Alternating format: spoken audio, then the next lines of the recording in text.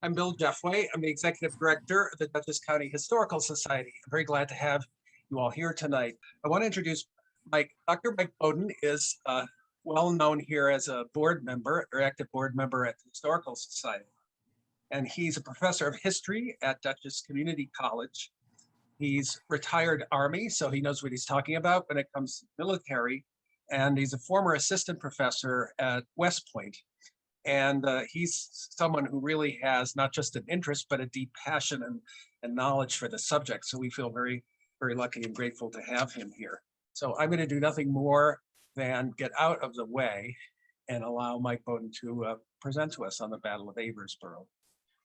All right, thanks, Bill. I appreciate that very much. Hi, everybody. It is really great to see folks out there. I do want to start off with a few thank yous before we get going as well.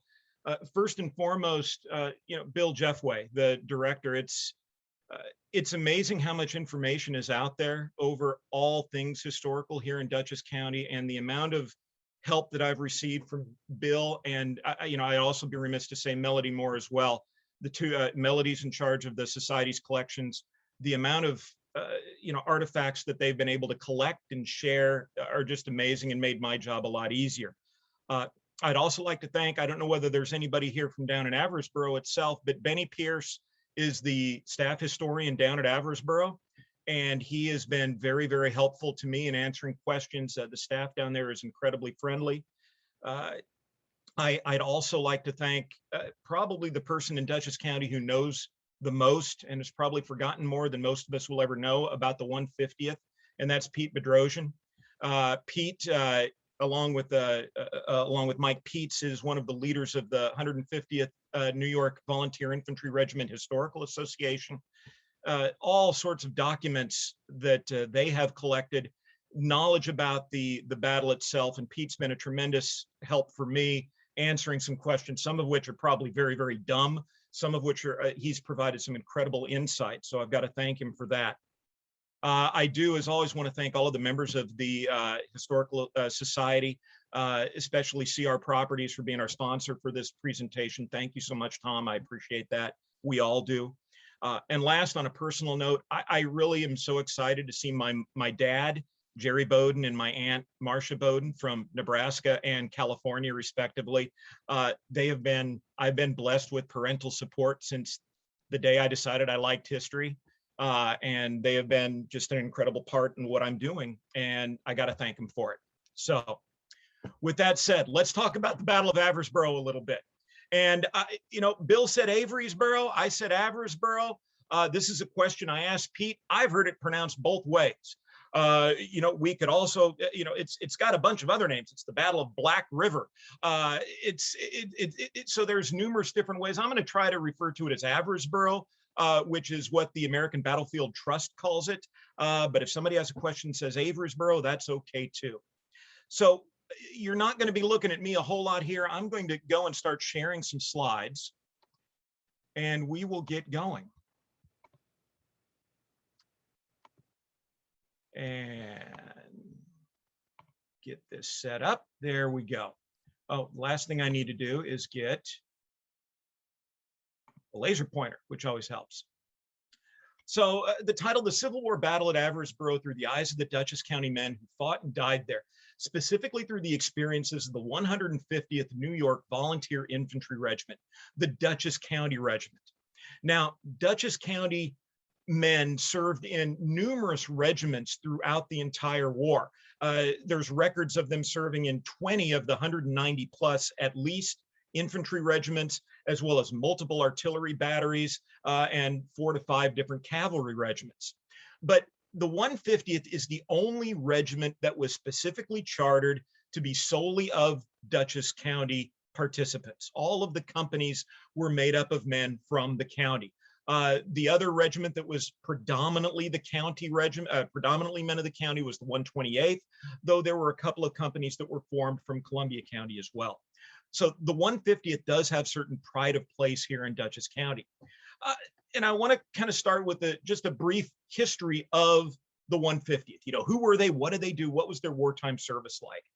So very briefly, The 150th was formed in the summer of, well, it was sanctioned in the summer of 1862. It actually stood up and was mustered in October of 1862 after President Lincoln called for an additional 300,000 three-year volunteers. So the unit was stood up to serve for 3 years. It spent most of the first 8 months on duty serving as garrison troops in Baltimore. But in June of 1863, Robert E. Lee decided that he was going to invade the North, and the 150th was pulled out of Baltimore and set up in a provisional brigade with two 30-day militia units coming out of Maryland. They fought in the Battle of Gettysburg, had a brief role to play on the second day, but primarily they are known for their fighting on the third day, where they held a chunk of Culp's Hill, including fighting back the final assault there by Richard Ewell's Confederate troops on the morning of the 3rd. Following that battle, they went out west along with the 12th Corps, where they served in security details during the Chattanooga campaign. In 1864, they fought in the entire Atlanta campaign, including pivotal roles in many battles: Resaca, Buzzard's Roost, Resaca, Dallas, Kolb's Farm. Once the siege of Atlanta was finished, they were assigned to be on Sherman's march to the sea. They marched to the sea, they arrived in Savannah, and from there they marched into the Carolinas in Sherman's final campaign. The last battle they fought in was AVERASBORO. They were commanded, and Bill has done, if you read the Northern and Southern Dutchess County News, Bill has written a really nice little article during the last edition about John Ketchum, the first colonel of the regiment. Well, he led the company, or excuse me, the regiment all the way until Savannah, where he was severely wounded, and the company was taken over by Lieutenant Colonel Alfred Smith. And he was the one who actually commanded the regiment as we get into the Carolinas campaign in AVERASBORO. So we're going to talk a little bit about Smith as the presentation develops. The other focus area here of the presentation is going to be on Company I of the Dutchess County Regiment. And there's a few reasons for that. Number one, we have a lot of documents from Company I. Richard Titus, who was the first lieutenant when it was raised in 1862. This is a poster specifically for Company I. Colonel John Ketchum is the commander of the regiment. Captain Broas was the commander of Company I. After Gettysburg, he became ill and was mustered out of the service.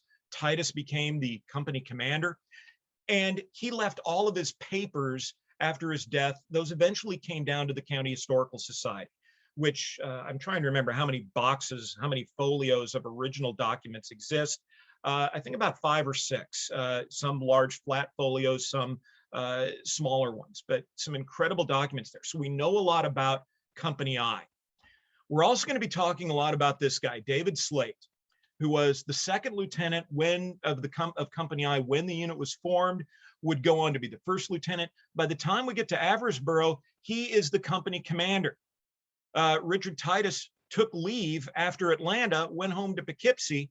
By the time he was home and came back to Atlanta, Sherman's army had already marched to the sea, and Titus couldn't catch up. Slate was the commander of the company. And we're going to talk a little bit about him. Well, we're going to talk a lot about him as we go through the presentation. So the next question is, why am I then going to be talking about AVERASBORO? I've just given you the history of this regiment that fought in some of the toughest battles of the war. Gettysburg, the fighting going on around Atlanta. Why AVERASBORO? There's 5 reasons for that. And the first one, I'm going to point back again to an email exchange I had with Pete Bedrosian. And this would have been, maybe 4 or 5 years ago. I can't even remember right now, but I'd gone down to visit the Battle of Bentonville, which was the largest battle of Sherman's.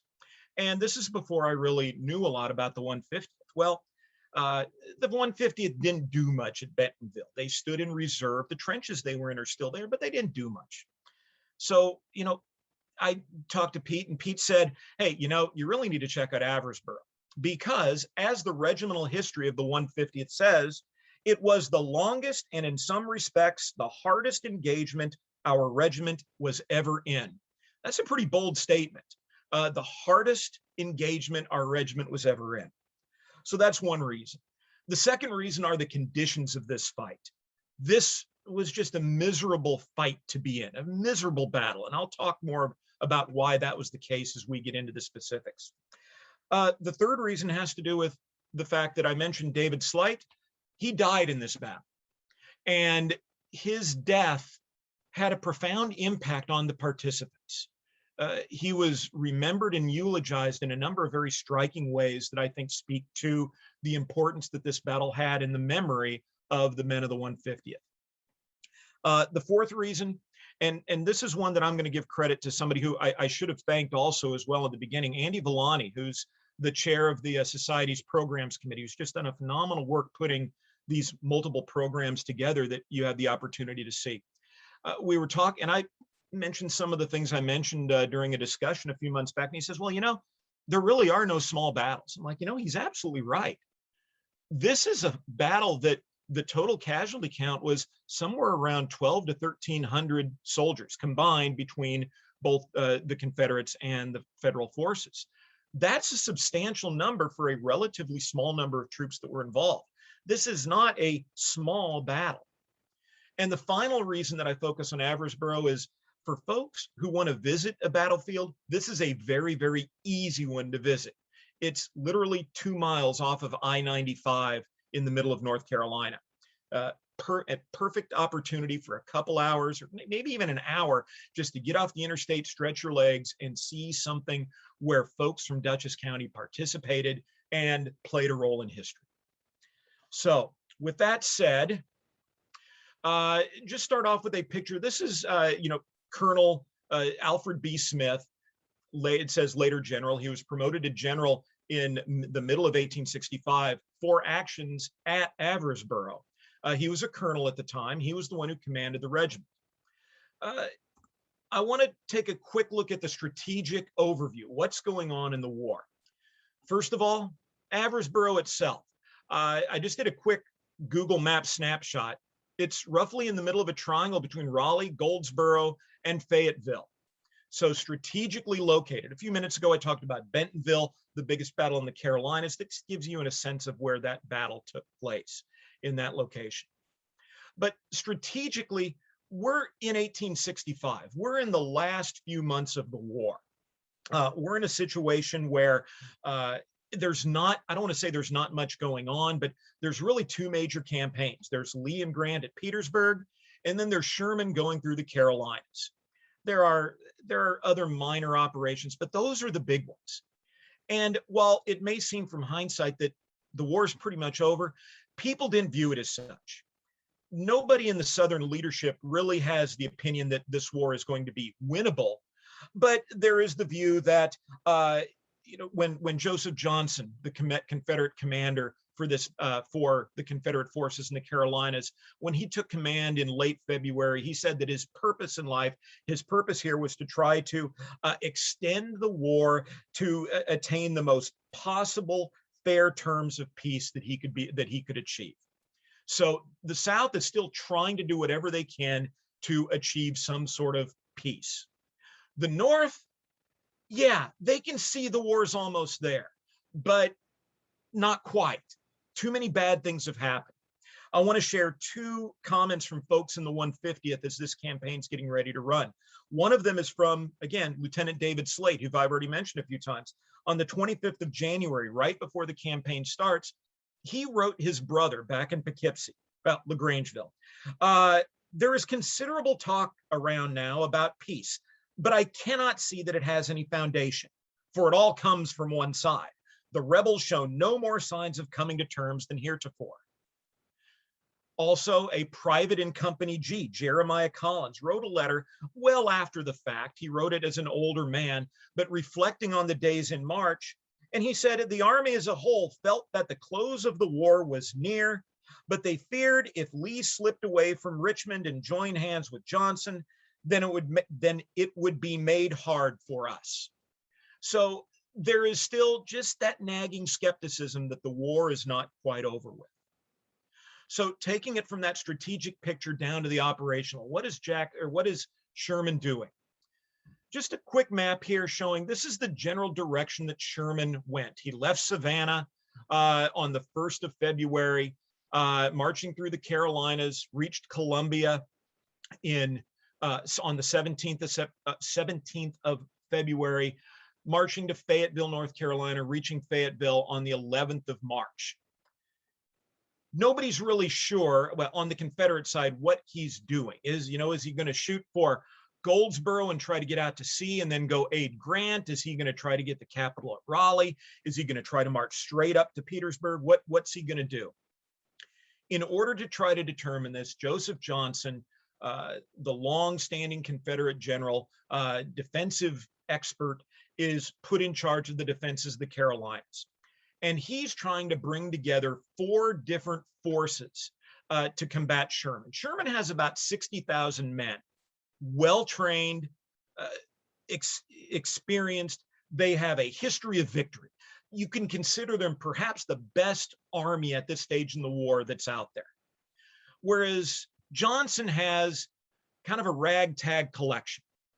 He's got the forces of William Hardee, who has fought in the West for most of the war, commands troops in South Carolina, who's trying to retreat in front of Sherman.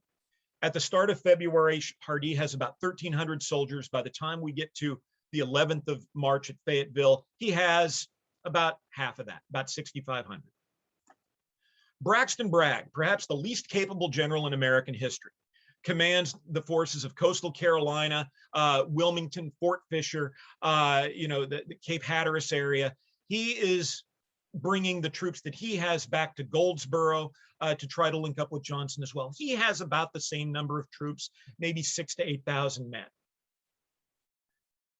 Lieutenant General A.P. Stewart is bringing the remains of the Confederate Army of Tennessee. This is the main Confederate army in the West that has just been devastated by the fights around Atlanta and most recently the battles of Franklin and Nashville, which wreck it as an army.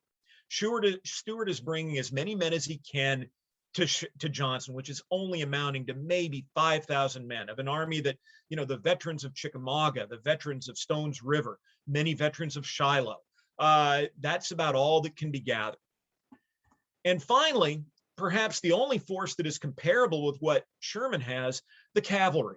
Wade Hampton, Joe Wheeler, together between them have about 8,000 cavalrymen, many of them sent down from the Army of Northern Virginia because, heck, Lee doesn't have much use for cavalry in the trench lines. They are about even in number, about 6,000 to 8,000 with what Sherman has. And they are delaying him the entire time. Johnson is trying to get everybody together in the location depicted there with the icon to maybe try to hit one of the flanks of Sherman. So this is the situation. And why it's important is because it frames what Johnson is trying to do. When Sherman enters Fayetteville on the 11th of March, Johnson gives Hardee the mission of, with whatever troops you have, we need to hold off Sherman as long as possible so I can get these other troops up together that we can put up some sort of a defense. Delay him, see if you can find out what direction he's going. That's what Johnson is trying to do. He gives William Hardee the mission of doing that. And Sherman is a little bit nervous. He's getting ready to march out of Fayetteville.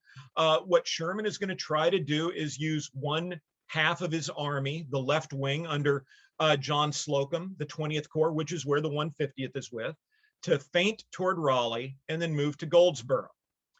Sherman gives the 20th Corps the mission of feinting, move up towards Aversboro. When you get to the road between Raleigh and Goldsboro, head to Goldsboro. Sherman is still a little bit nervous. I can whip Joe Johnson provided he doesn't catch one of my corps in the flank. And I will see that my army marches to Goldsboro in compact form. Johnson is trying to do the other. He's going to try to, he's not going to give battle to Sherman, but it can if he finds it divided. And by the time we get to Aversboro, we do find Sherman's army divided. We find it divided again at Bentonville a few days later, but Aversboro is where we're going to focus on. So on the 11th of May, Slocum's Corps, the 20th Corps, marches out of Fayetteville. Slocum has divided his Army Corps into two different halves. One of the halves, two divisions, is in what's called the light division, which minimal wagons, minimal rucks, every man as light as possible.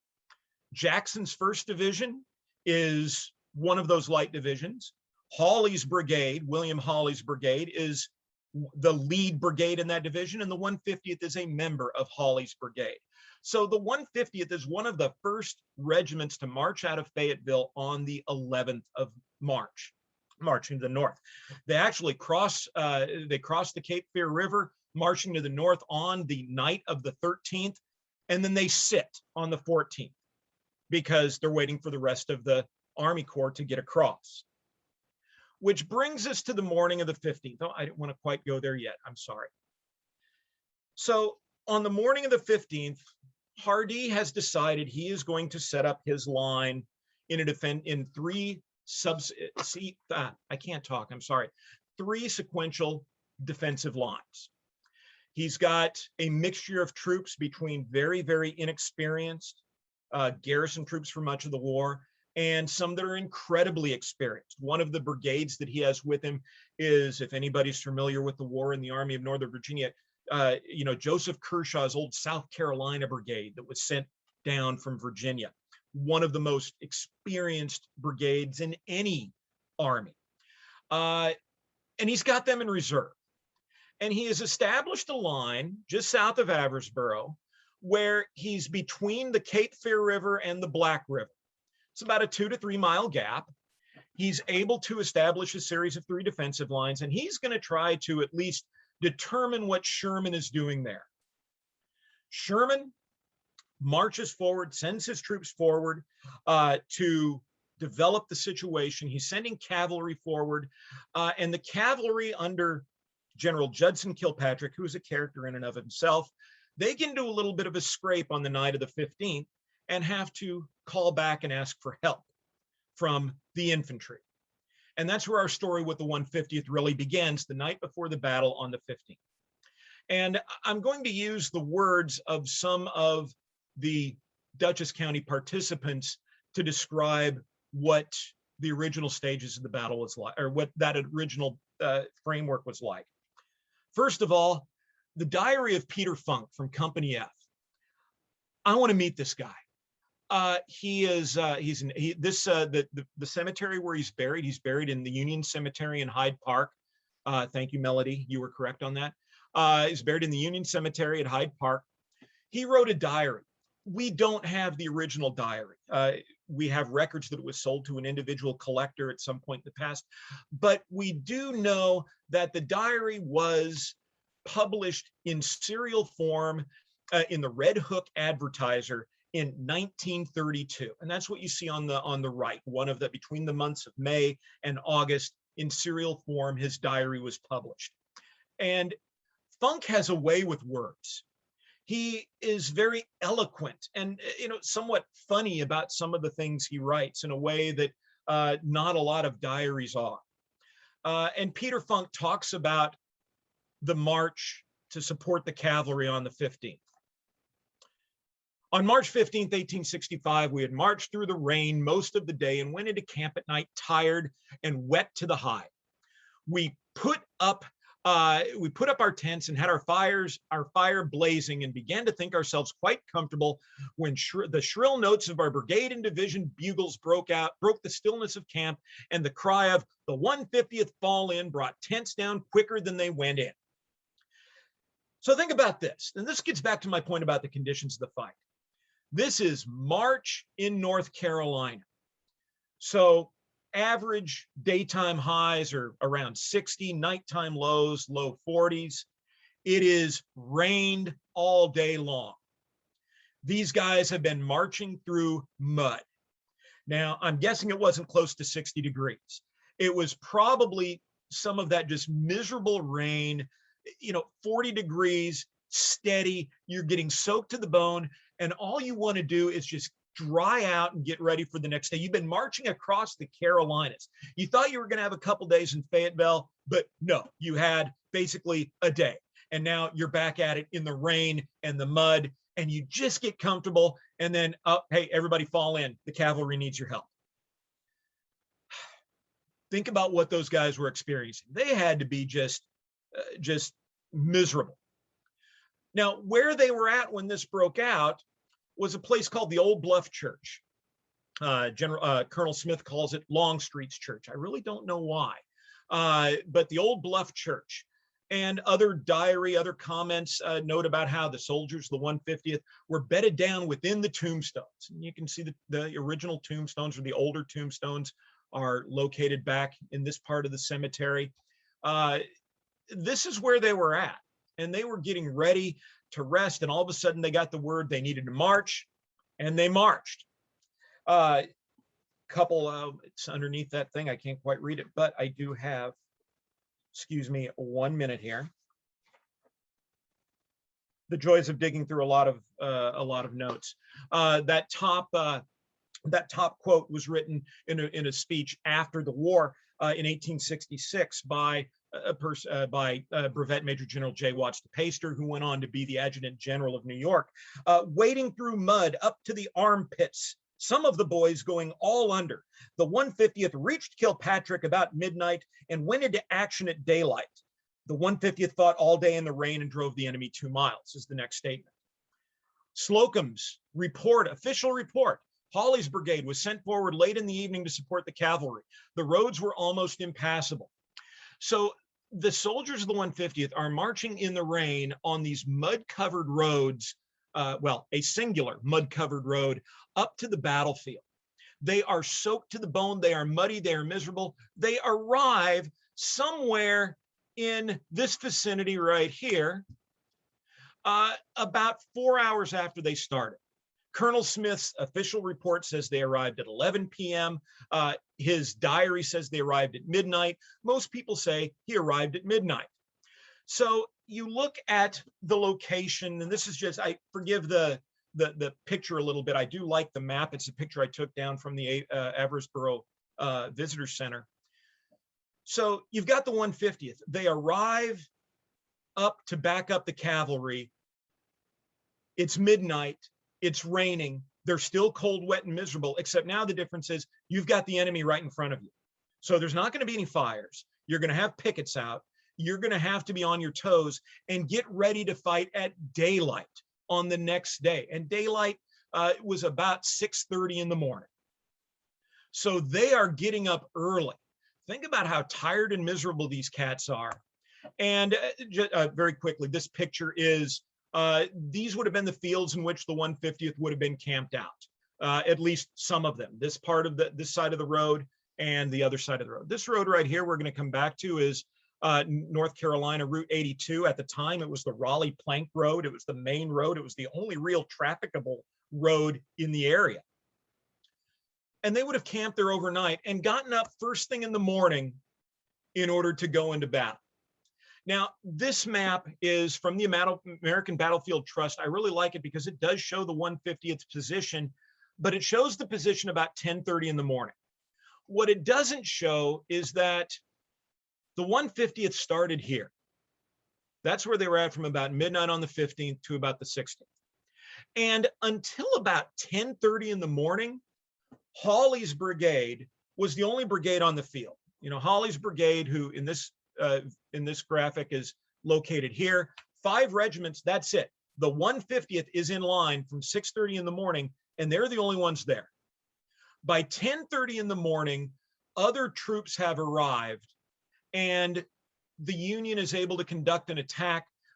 Sherman's troops are able to conduct an attack that basically flanks the Confederate first line and drives them away. The 150th is in the forefront. They approximately advanced from 6:30 in the morning to 10:30 in the morning, where I've just shown. And then starting at 10:30, they advanced to the Confederate second line, which is located just off the screen to the north. So they're fighting all day long. We get to that second line. Oh, real quick, I'm sorry. I'm jumping ahead of myself. See here, I get going, I get ahead of myself and I forget things.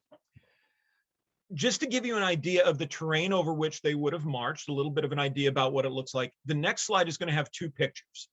The first picture is going to be taken from approximately this location, which is on the Raleigh Plank Road, looking to the northeast, the fields across which the 150th would have attacked. And just off the screen here to the north, the second picture is going to be looking from the Confederate second line back in the direction they would have attacked. So those give an idea of the terrain. Now, it's not going to be exactly the same, but there's a few things to notice. First of all, it's very flat. There's not much terrain here. And I'm going to talk about that when we get to the attack on the third line. There's a little bit more terrain than you'd think, but there's not, it's fairly flat, fairly open, you can see. There would not have been any crops coming up, but the thing that would have been accurate is the sky. The day I visited AVERASBORO, and Mickey and Nina at the visitor center down there said, well, you're getting exactly what the soldiers got when they were here. It poured all day long. So you get an idea of the weather conditions, rainy and miserable. And the other thing to note from this position is the William Smith House. This is a contemporary drawing that was published in Harper's Weekly shortly after the battle. Here it's listed as the Battle of Black River. Before the name of AVERASBORO stuck, it was the Battle of Black River. This cabin is supposed to represent this house. And it's the John Smith home. It was used as a hospital for the Confederates first, and then when they evacuated, it became the hospital for the 20th Corps. It is where the wounded from the 150th would have been brought.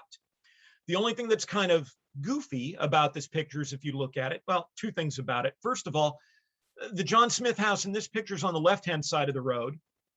Here it's on the right-hand side.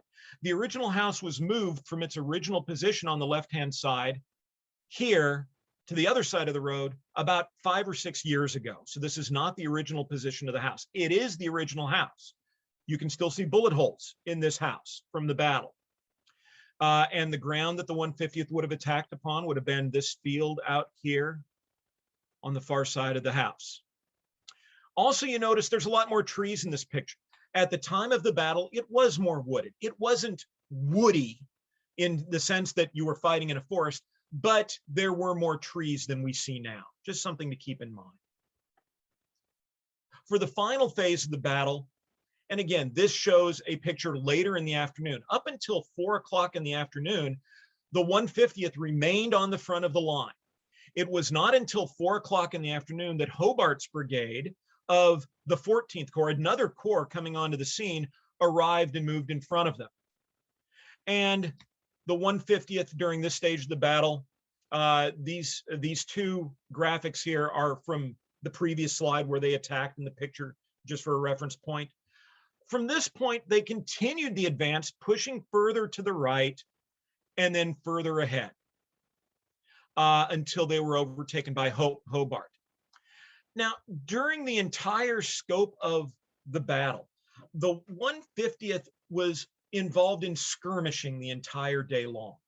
There was never any headlong assault on the Confederate lines, but skirmishing is an activity that is, it's not a simple matter of, 30 minutes of just abstract horror and violence. It is a situation where you are constantly probing the enemy, having to be on your toes the entire time, making sure that you have identified where the enemy is at, how strong he is, when's he going to attack, when's he going to fall back. And the 150th has been doing this all day long.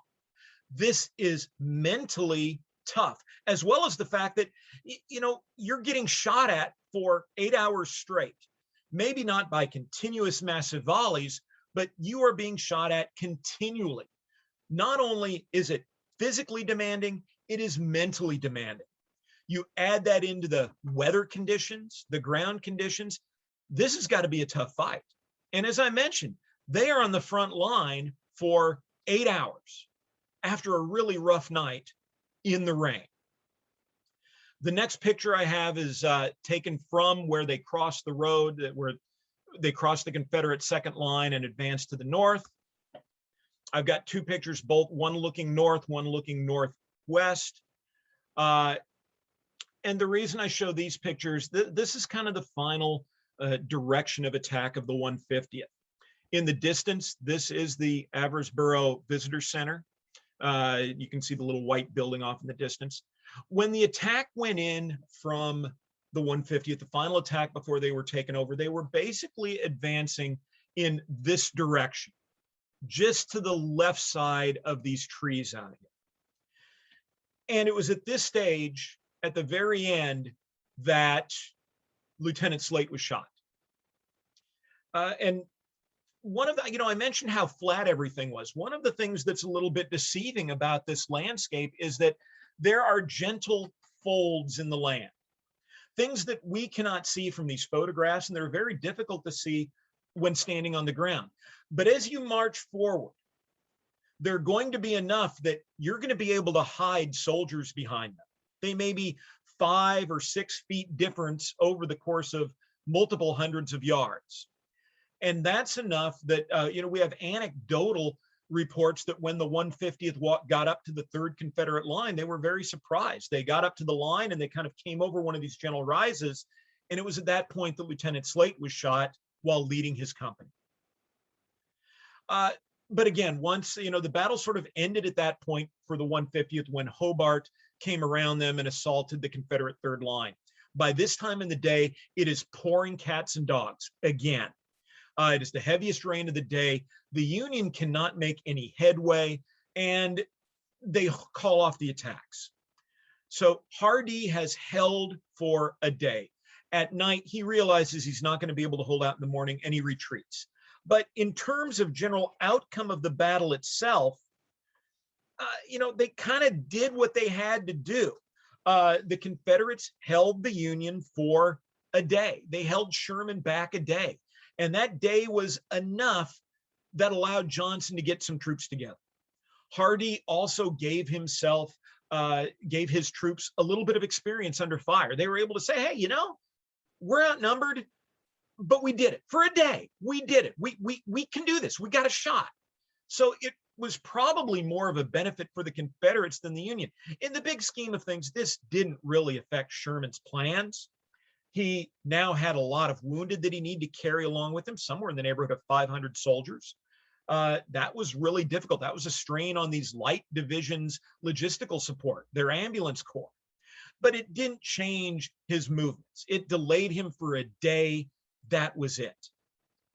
Let's talk a little bit more about the 150th. One of the things that just really I found very striking. I found a letter, and I can't claim credit for this letter. I believe the original is with Pete Bedrosian's organization, the 150th New York Historical Association, but from a soldier in Company F. Again, Company F, that had to be a great company to be a part of, who wrote a letter back home. This is a young man, Thomas Palmier, who is from Red Hook. And he wrote a letter, and I see it's hidden behind my screen, but he does say, at AVERASBORO, myself and a stickle, and that's all he says, a stickle from this organization, or from this place, Upper Red Hook, were the first to cross the enemy's fortifications, collecting there some trophies which we brought home. So I'm trying to track down, what stickle? Well, there are 3 stickles on the roster for Company F.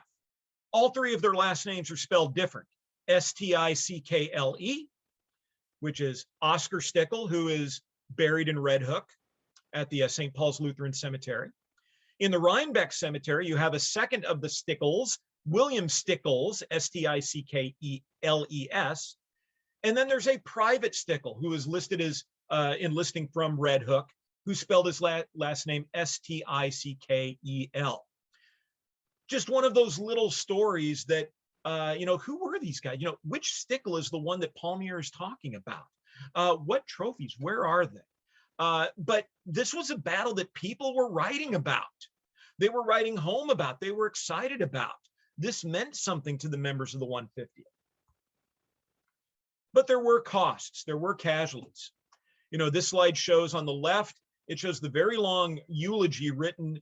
This is in the Poughkeepsie Eagle on the 5th of May, written by a WRW. I'm assuming that's William Wallen. I will show you his picture on the next slide. And on the right, it lists the casualty lists. And there are, I could talk for another 15 minutes about the casualty list because there's a lot of casualties out there, casualty lists out there, and not all of them agree. This is the one that Colonel Smith sent back and was published in the paper that lists Lieutenant Slate killed. The other death in the unit was Private John Cass, who was wounded on the 16th, died at the hospital, the John Smith house that I showed you, the following day, and then 17 other wounded men. Most of the other reports talk about another officer being wounded in the battle. Smith's official report says there was another officer wounded. And I believe that was William Wattles, who was originally with Company A of the 150th, but at the time of the battle was serving as the brigade commander's aide-de-camp. And he was, again, this is from Hawley's, the brigade commander's official report of the battle, slightly wounded in the breast.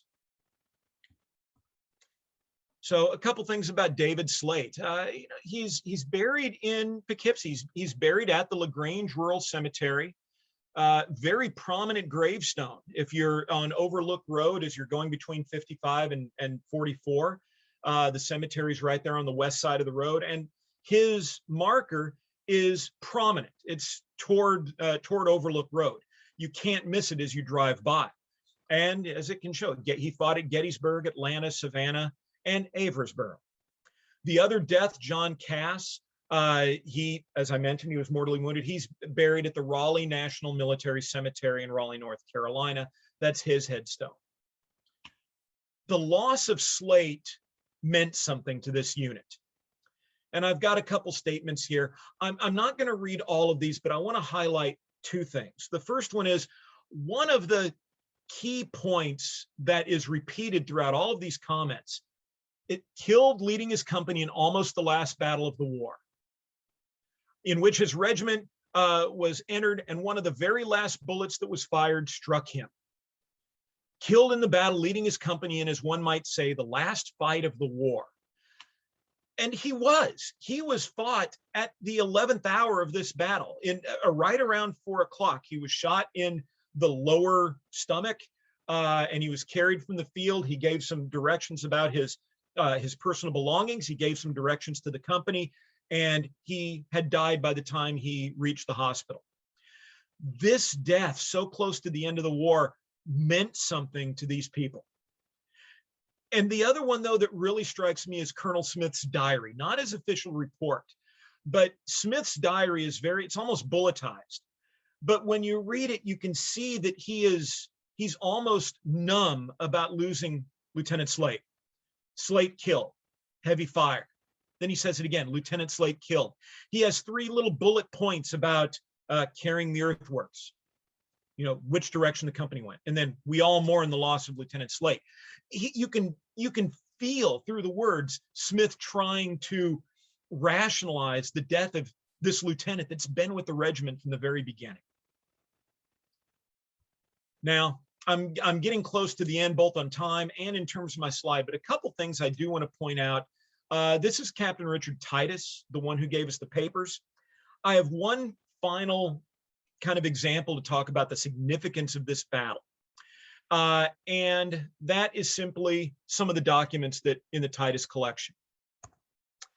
What I've got here is, this is the original document, the abstract and materials that were expended by Company I. This is only for Company I. It's not for the whole regiment, but it is indicative of what a typical company would have experienced. And it shows at the Battle of Gettysburg on July the 3rd that Company I expended 1,840 bullets. The fight on Culp's Hill at Gettysburg, 1,840 bullets. Well, if I extrapolate a little bit, and I don't have exact numbers for how many people were in Company I at Gettysburg, but if I look at some of the roster strengths listed between November of 1862 and October of 1863. There's a rough average that puts it in the upper 60s. I don't know whether you can see behind it says ration strength, about 68 men, which means that the average soldier would have expended about 27 rounds at the Battle of Culp's Hill. Well, now we go to, here's the personnel document that shows 82 men, 14 absent, and where they were all at, just as an idea of some of these documents. Here's the same documents for AVERASBORO, 1,300 rounds. But the strength of the company is much lower. Again, using the same sort of methodology, I have the numbers for the 31st of March. And if you extrapolate everything out, the ration strength seems to be about 49 men. And if you take the ammo expenditure and the number of men that were in the regiment, they're expending 26.5 rounds. In other words, at the Battle of AVERASBORO, they're firing the same amount of rounds as they did at Gettysburg. And if we're looking at the sense of the degree to which this battle was intense, that is one indicator of the intensity that the 150th went through. I think that's just a very interesting, not only comparison, but also an indicator of some of the artifacts that Bill and Melody have so diligently worked to collect at the Historical Society.